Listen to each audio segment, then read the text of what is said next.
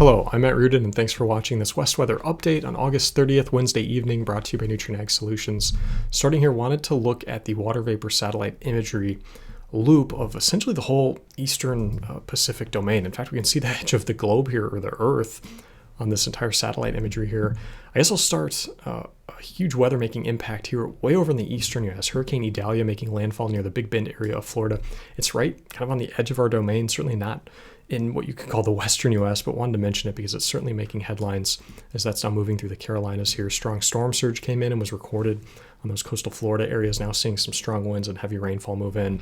Hoping folks heed the warnings there and try to stay safe as that moves through the Carolinas now, lifting up through the area. Shifting our attention back to the eastern Pacific, what's been an active hurricane season, even here on our end in the western U.S., fortunately right now slowing down a little bit, at least nothing kind of material to watch for right now. And that's based on some of the things we've seen from the National Hurricane Center, but even just looking at the satellite imagery. So often it feels like over the last few weeks when we're kind of talking about this, making these videos, we see kind of large complexes of thunderstorms here in the East Pacific, often storm systems, right, trying to sneak out of that and becoming an issue. We don't really see that. A few storms bubbling up here that we can see on water vapor satellite imagery, but nothing kind of organized, spinning that looks too ominous for that kind of future 5 to 7 day forecast here. Now, one thing we talked about kind of last Wednesday was the potential for this upper level low to sneak across the Mexican continent and drag a storm into the coastline here. Well, that storm we were watching never really materialized, but that upper level low did hang around, and it's actually spinning still slowly in this kind of counterclockwise fashion right here in northwest Mexico. We'll keep that in the back of our mind because that's, I think, going to be a player in the 7 day forecast. Other things that jump out here, this is the remnants of Tropical Storm Irwin. This formed a little bit further east in the Pacific, never really got its act together, and it's just kind of a shell of its former self, expected to fizzle out here in the eastern central Pacific, not really being a threat to the Hawaiian Islands, fortunately. Jump closer to the continental U.S. proper, and we do have a low pressure system moving through Idaho and Montana this afternoon here. This was a system we talked about all the way last Wednesday, potentially bringing some rainfall to the Willamette Valley in the Pacific Northwest area. We did get some showers moving through the area in the last 24 hours here, not significant amounts really. The lower Willamette Valley got a little bit more rainfall, maybe quarter inches or so in that area, but the upper Willamette a bit further to the south, which is quite a bit drier, only saw maybe just a bit of drizzle, maybe a passing shower or two, nothing significant or drought busting, unfortunately. The good news is we have right on the backside of this another system moving in. So we have a very vigorous North Pacific jet stream here right around this upper level ridge in the Northeast Pacific. Often when you have these big ridges in the Pacific, they tend to dive down into troughs across the northwestern U.S. And we're seeing that same regime set up here. And that's directing a new system here into the Pacific Northwest, likely making landfall, if you will, tonight or early on Thursday, returning shower and storm chances back to Oregon and the Pacific Northwest here, hoping for a bit more rainfall out of this in the Willamette Valley, and I think we're seeing that on some of the forecasts here. Jump over and look at the rainfall totals. This is just looking at the last 7 days of precipitation. We can see some of that rainfall I talked about moving into the Pacific Northwest here, but we're not talking about very high amounts in terms of the values here, anything kind of below a ½ inch in some of these lower elevation areas here. Like I said, things looking a bit better in the forecast here. So this is the ECMWF model. We're looking at precipitation going forward in the forecast. This is valid as of Wednesday afternoon here. So there's that low pressure system moving through Idaho, northwest Montana, far northeast Washington. That'll be exiting out of the area here as we go through the evening on Wednesday. But what we're watching is that system on the nose of that Pacific jet that I was just talking about, riding around that big upper level ridge. As I take this through Thursday, early Thursday morning, finally coming on shore here in Oregon and parts of Washington. This is looking more Thursday lunchtime, getting some rainfall moving in, some healthier rainfall probabilities, I think, moving into the Willamette Valley, potentially even more biased toward the upper Willamette Valley where things are a bit drier at this time. And really this low pressure system, unlike this kind of quick passing one that we just looked at, is trying to linger around for a while. It's going to sit over the area at least for a day or two, pushing into parts of Northern California where we could see some rainfall and showers, maybe even a rumble of thunder move into the Sacramento Valley, expecting more rainfall certainly in the elevation regions beyond the valley. But this is going to linger in the area and try to come back up into the Willamette Valley here. Even Friday evening, you'll see some thunderstorms trying to move into the upper Willamette there. And then as we go through Saturday, even more possibilities of shower and thunderstorms, a bit lighter now, before finally moving out of the area and potentially being replaced with yet another system on the backside of things all the way out into Sunday, evening, potentially more Monday morning, where we get another one of these following riding systems again with that ridging in the North Pacific. The Pacific jet stream is going to follow that around and dive down with some of these systems into the Pacific Northwest. So really looking at two more vigorous systems coming in. These aren't the strongest in terms of what we'd see, in December or January, kind of in the peak of our water year.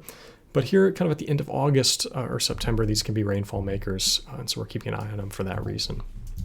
If we look over here at the MBM rainfall totals, this is just looking really kind of at a 6-day rainfall total out to the end of Tuesday on September 5th. And we can see much healthier rain amounts forecasted down the Willamette Valley than what we just saw with this passing system here on Wednesday. Seeing values pushing up over half an inch, even pushing into maybe that inch territory here along the Willamette Valley. Of course, higher values expected along the Cascades, but even getting some rainfall into parts of eastern Washington, some of the valley regions here, lesser amounts in the Snake River Valley, but some rainfall possible, and then higher amounts here in the upper Snake area. Some rainfall expected here in parts of the Sacramento Valley. Of course, it's going to be more biased toward elevation, but can't rule out a passing thunderstorm or shower pushing into the valley, bringing heavier amounts to some localized municipalities or acreage there. Just to get a different opinion, right, this is kind of a friendly forecast for the Willamette Valley, hoping to see this in some other models. And we do see this. The last forecast was the national blend of models, which takes a number of different models into account. But even just picking on the ECMWF forecast out over the next 5 days, with those new two storms coming through the Willamette Valley, again, at least from the ECMWF, seeing values exceeding half an inch, even trying to push toward maybe an inch of rainfall. So I think that's good news for folks who are getting a bit drier, the soils that have dried out in parts of the Pacific Northwest here. Again, eastern Washington Valley is going to be a little bit lower, but can't rule out a shower getting into some of these valley regions. And the same story kind of consistent for the Snake River Valley, save for the upper Snake, which gets a bit more precipitation out of some of these systems. Now, if I jump back and look at that 5-day total from the ECMWF, one thing that kind of caught my eye here is if we look down toward the desert Southwest, kind of off the region here on this map, we do see quite a bit of rainfall activity from what looks like kind of a reinvigoration of the southwest monsoon. And really what I think is happening here has to do with that upper level low that we talked about even 7 days ago, right? That was trying to spin through Mexico. And we'll just take this forecast out and I'll show you what I think is happening here. If we jump over and look, this is looking at the precipitable water value over the atmosphere in the US. Now this is as a percent of normal, so it's kind of relative to the geography that it's over, but it does give us a good idea where a lot of upper atmospheric moisture is, at least relative to normal. I'll start this out Wednesday, going through Thursday. There's that next system coming in, bringing that rainfall to parts of the Pacific Northwest, but as that dives through the area, it's actually going to pick and pull up this upper level low we were just talking about and pull this into the desert Southwest, parts of the lower Colorado River Valley here in Southeast California, western Arizona, and certainly southern Nevada here. So as I play this through Thursday into Friday, you'll see these two systems almost start to talk to one another and merge as this upper level low pulls in this subtropical upper level low into parts of the desert Southwest, bringing rainfall, enhanced monsoonal activity to areas potentially all the way as far south as the Imperial Valley area, and certainly further to the north near Lake Mead, even Lake Powell, with more thunderstorms expected, bringing perhaps even more water to Lake Powell and Lake Mead, which are increasing past their last year's level and trying to inch past that 2021 level as well, which is good news along the Colorado River Valley going forward. I'll play this through just looking into Friday, Saturday, and Sunday now, and you can just see this plume of moisture now coming up. We're expecting more precipitation to fall across the western region as a whole over the next 7 days, save for perhaps parts of the San Joaquin Valley in California.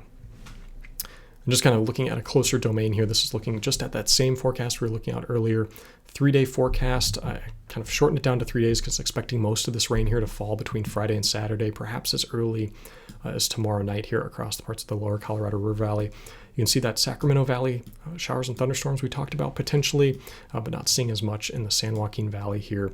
Could even see some rainfall and showers and storms getting into western Nevada here as this low kind of pivots up, installs here over the next 48 to 72 hours here. Another story here is temperatures. We're seeing warm temperatures. We have excessive heat warnings out for the lower Colorado River Valley today on Wednesday. This NDFD, or National Weather Service forecast for high temperatures, has been kind of colored relative to normal. So it shows us how cold we are for this time of year in late August for parts of the Pacific Northwest with that low pressure system moving through and the cold front associated with it. Of course, with another system coming through tomorrow, and then another one potentially on the backside of that, bringing another cold front through Sunday or Monday, expecting that kind of cold trend to continue for the Pacific Northwest. And then with that upper level low getting pulled into the desert Southwest, just the rain, showers, and clouds from that alone are likely to keep temperatures down as I walk this forecast forward. And I'll do that right now just to get an idea of where we're headed. Here's Thursday as that next system comes in, the Pacific Northwest, diving down into the Sacramento Valley, bringing temperatures way down, potentially highs we're talking in the upper 70s for the Sacramento Valley. So a big change from things we were talking about even just a few weeks ago. Temperatures still kind of cooler across the board. Getting out into Saturday now, temperatures colder across the desert Southwest, really across the Southwest as a whole as that upper level low pivots into the area. A very brief warm up potentially for parts of the Pacific Northwest, but I just talked about that next system trying to push through on Sunday and Monday. So not a surprise when I take us out to Sunday now, those high temperatures coming down across the board. And finally Monday into Tuesday with that upper level low kind of kicking out of the area and another system coming down, cold weather persisting across really the entire western region here early next work week. And just to give you an idea, this is the 7-day total precipitation anomaly for the western U.S. And you can see kind of the accumulation of all these systems moving through, keeping temperatures down. Very unlikely to see any sort of heat advisories or excessive heat warnings return as this system gets into gear. Jumping over and look at the 7-day precipitation anomalies, you can see all that kind of rainfall we talked about, some of the chances here in the Pacific Northwest, lower chances in some of the Snake River valleys, eastern Washington here. San Joaquin Valley not expected to get a ton of precipitation out of this, perhaps nothing even measurable. Parts of the lower and middle Colorado River Valley, parts of the Sacramento Valley, very likely to see at least some showers and storms roaming through the area, heavier amounts locally. And kind of going all the way back to the beginning, we talked about the result of that kind of vigorous, I should say, Pacific jet stream. And I really think what we're seeing is the result of a lot of this anomalous North Pacific warmth and the sea surface temperatures on this map here. I think, something that we know is the jet stream really likes to ride along these temperature gradients. And so where we have this warmth here, I think that's promoting some of that Pacific jet stream action where we have ridging over the North Pacific, diving down into troughing across the Pacific Northwest, driving the 7-day forecast pattern. Now, another kind of you could call it a conflicting signal here is the developing El Nino that we see here in the Central Pacific. So this is continuing to get stronger as these warm temperature anomalies inch west into the Central Pacific. Now, one kind of classic feature we've talked about all summer with that El Nino pattern is the subtropical jet stream, really extended somewhere around Hawaii up into the southwestern U.S. That tends to weaken the southwestern monsoon. That's certainly not what we're seeing, at least in the 3-day forecast, with the heavier rain moving into there. So if I take this forecast, I want to look at that upper level jet stream to get an idea of where we are now and where we might be going out a week from now or even 2 weeks from now as we kind of work with these two different signals here. And if we look at the jet stream valid here as of Wednesday afternoon, one thing we see is that upper level ridge over the North Pacific here. I'll kind of draw that here. And there's that vigorous Pacific jet stream diving into the area, bringing all these precipitation chances to the Pacific Northwest, pulling in this upper level low here. Looks a lot weaker here on the jet stream forecast. As I take this forecast forward, you'll see this troughing develop here over the western U.S. That's lingering that low pressure system in the area, bringing these multiple days of rain chances to parts of Oregon and Northern California. But what we don't see even here into Friday evening, we don't see any sort of vigorous subtropical jet stream here, something that would look more akin to El Nino where we have a weakened monsoon as a result of that. So not seeing that subtropical jet stream right now in that kind of short or 3 to 5 day forecast, but keep an eye on that area as I walk this through Saturday, now into Sunday, now into Tuesday, September 5th. We start to see something more of that kind of expected subtropical jet stream activity. We still see a polar jet stream here trying to dive into the area, maybe focused a bit further north on Washington, parts of British Columbia. But perhaps here, if the ECMWF ensemble is to be believed, next week we're going to see that subtropical jet stream strengthen a bit, which does a few different things. One, it's likely to kind of calm down the monsoon a bit. One thing we see with a typical El Nino pattern is that weakened or delayed monsoon that we've been talking about. So if this model's to be believed, if this forecast trend is to be believed, I think there's some weight behind it. Could see some heat try to sneak back into parts of the desert Southwest, to the south or to the equator side of the subtropical jet stream here. But the bigger kind of result, I think, would be a weakened monsoon. And just out of curiosity, what does the GFS say? Is it an agreement here, even all the way out into the 7-day forecast? So here we are on Friday morning. I'll take this out through the weekend. We've kind of covered that part of the 7-day forecast, but I really want to see Wednesday and Thursday of next week.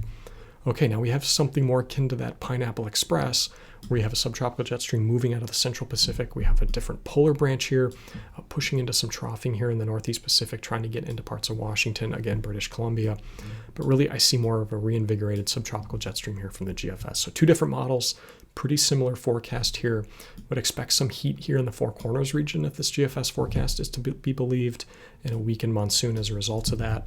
And that's why when we jump over and look at the Climate Prediction Center, the forecast from NOAA for the 6 to 10 day outlook getting out into the work week next week, September 5th through the 9th. We see some of that warmth returning here. That's the 8 to 14 day. We see some of the warmth returning here to the eastern desert southwest. And then we also see that weakened monsoon expected really in what should be kind of the peak monsoonal activity time here in late August, getting into September.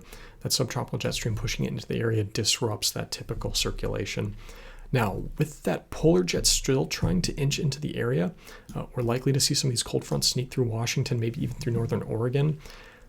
But given that kind of trajectory right now in the forecast, really focused more on the border or even up into British Columbia, not seeing as much precipitation, I think getting into the whole Pacific Northwest proper from this system. And then as we take this to the 8 to 14 day, looks pretty similar. So with that strong agreement between the GFS ensemble, the European ensemble for that kind of late next week and beyond forecast, expecting perhaps warming up here, or at least a return to warm temperatures here in parts of the desert southwest, drier activity from the monsoon in the interior west and the desert southwest, and then perhaps some more cold fronts moving through Washington. Can't rule out some of these trying to push into Oregon and the Willamette Valley, bringing more precipitation chances as we go through that second week of September. One last thing I did want to touch on, I'm going to pick on Salem, Oregon now. This is looking at their year-to-date precipitation, just to get an idea of where we've come and where we're going. Here's the drought that we've been talking about, that dryness now persisting here and through the summer months. Really kind of a lack of precipitation that we saw at the end of the water year, getting into April and May of last year, and just didn't see enough incremental kind of summertime rainfall chances to bring us back up to normal. So we're looking at something almost of a 10-inch deficit in precipitation here. And as we go through the next few months, that's really getting into the kind of peak rainfall area of our water year here. So we are expecting more of these systems to come through, kind of like what we're talking about here over the next 5 to 7 days. I know we shift perhaps a little bit drier after that, but I think just over the next few weeks, right, we're going to start our predictable increase in those summertime, or those, as we shift from summertime to autumn, those low pressure systems coming out of the Northeast Pacific Ocean. So kind of right on the eve of the start of our next water here, at least in the Pacific Northwest. As we get further to the south, that'll be shifted a little bit further along in the area here. But it is kind of neat to see the system start to change, these seasons changing, right? We're soon going to be talking about a different regime and a different pattern in the atmosphere. Just some kind of other unique things, just kind of curiously, if we look at this graphic here, so this black smooth line here, that's our year-to-date average for precipitation for this given time of year. This black line down here is where we are as a departure from that this year, our current rainfall totals, and you can see that nearly 10-inch deficit. But all these other lines here, those are the last few years colored here. So as we kind of look at these just curiously, we've been at least average or even below average for all these last few years here. The last two, 22 and 21, these yellow ones, we were in a La Nina year. We typically see more precipitation in the Pacific Northwest as a result of that. Just Salem specifically, that only got us back kind of close to average. But if I take you back to 2018 and 19, which were two relatively weak to moderate El Nino years, those happen to be the two lowest on this chart here, just looking over the last 5 years. So this green one, 2019, we were in a weak La Nina, and then 2018 in a moderate La Nina, both the lowest on this chart, which is kind of why we've been talking, or at least concerned about some of that dryness in the Willamette Valley, parts of the Pacific Northwest going forward, because we tend to see a slower start to that water year in those El Nino years. So could see something like that this year, but nonetheless, even relative to average, there are still a lot of precipitation chances left to go in here, and it doesn't take, one big storm to get us back close to average. So as always, we'll keep an eye on things in the short range, and then kind of keep an eye on things, how they look in that background state going forward. El Nino continues to strengthen. That's the expectation going forward, that we could be looking at a strong, maybe even a super strong El Nino going into this winter. The likely chances of that are looking pretty good right now. So that's all I have for you today. Thank you for watching.